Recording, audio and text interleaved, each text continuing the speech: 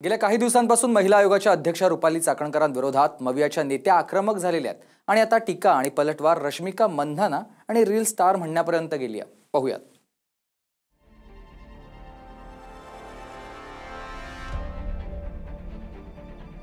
चाकणकर कोण आहेत?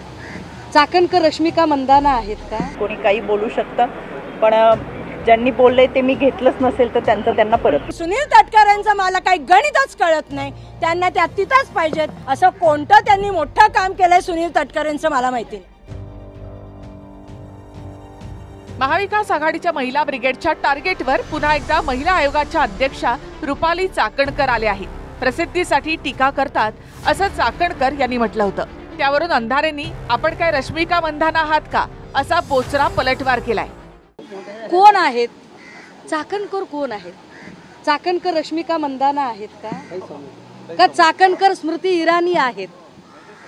चाकणकर आहेत कोण? म्हणजे कोणत्या क्षेत्रातल्या सुप्रीमो आहेत? राजकारणातल्या, बॉलिवूड मधल्या, प्रशासनातल्या? कोण आहेत चाकणकर की त्यांच्यावर बोलल्यावर प्रसिद्धी वगैरे मिळते? मला वाटतं काही लोकांना फारच मोठे गैरसमज असतात। त्यांनी या अंधश्रद्धेतनं जितक्या लवकर शक्य होईल तितक्या लवकर बाहेर यावं। त्या महिला आयोगाच्या अध्यक्ष कमी आणि रील स्टार जास्त आहे। एखादा रील स्टार असतो ना की सारख्या रील्समधून त्यांची प्रसिद्धी मिळवून घेण्यासाठी महिला आयोगाला खरं एक सुज्ञ आणि समजूतदारपणा ज्याच्यामध्ये असेल अशी महिला आयोगाला अध्यक्ष हवी।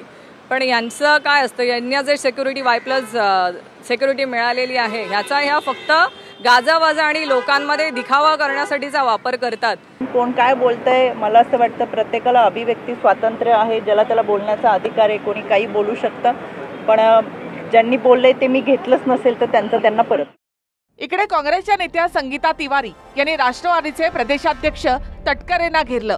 चाकणकर यांनाच आयोगावर का ठेवायचं आहे हे कळत नाही असं तिवारी म्हणाले। आम्ही अजितदादांना रिक्वेस्ट करतोय की तिला ताबडतोब त्या पदावरून हकलून द्या। पण सुनील तटकरेंचं मला काही गणितच कळत नाही, त्यांना त्या तिथंच पाहिजेत। पहिले झाले, दुसरे झाले, आता पुन्हा अध्यक्ष केले।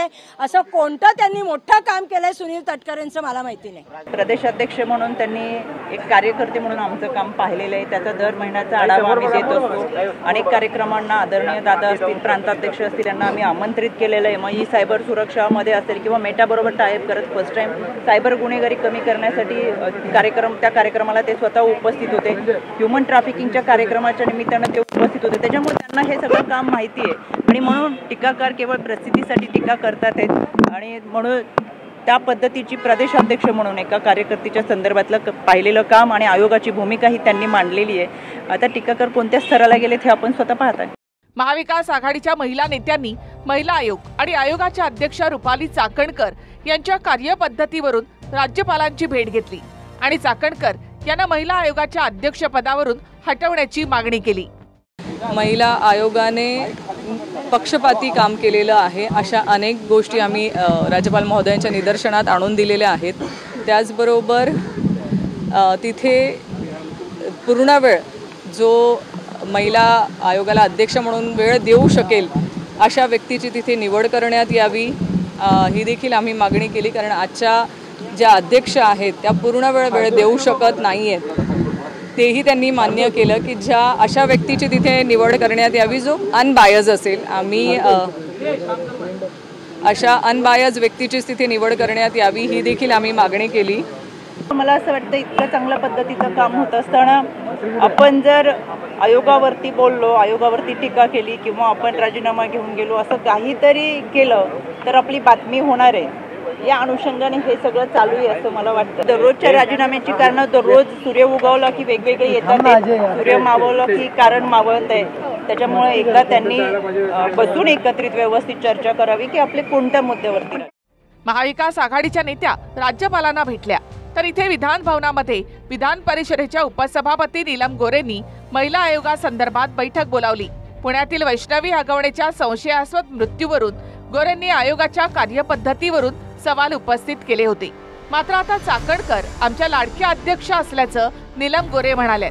ती सगळी चर्चा चालली होती की आयोगाचा अध्यक्ष बदलला जाणार, त्यांच्या बद्दल नीलम गोरे काहीतरी करणार, तसं काही कानउघाडणी वगैरे झालेली नाही आहे. आणि आमच्या त्या लाडक्या महिला आयोगाच्या अध्यक्ष आहेत आणि त्यामुळे तुम्ही विचारा, कामाबद्दल जरूर विचारा त्यांना, परंतु माझ्याबद्दल गैरसमज पसरवू नका. आणि कोणी पसरवले तरी कोणी त्याच्यावर विश्वास ठेवणार. वैष्णवी हगवणेच्या मृत्यू प्रकरणानंतर चाकणकरांना हटवण्याच्या मागणीसाठी महाविकास आघाडीच्या महिला नेत्या आक्रमक झाल्या. मात्र नीलम गोरेंच्या बोलण्यावरून सरकार तसा काही विचार करतंय हे दिसत नाही.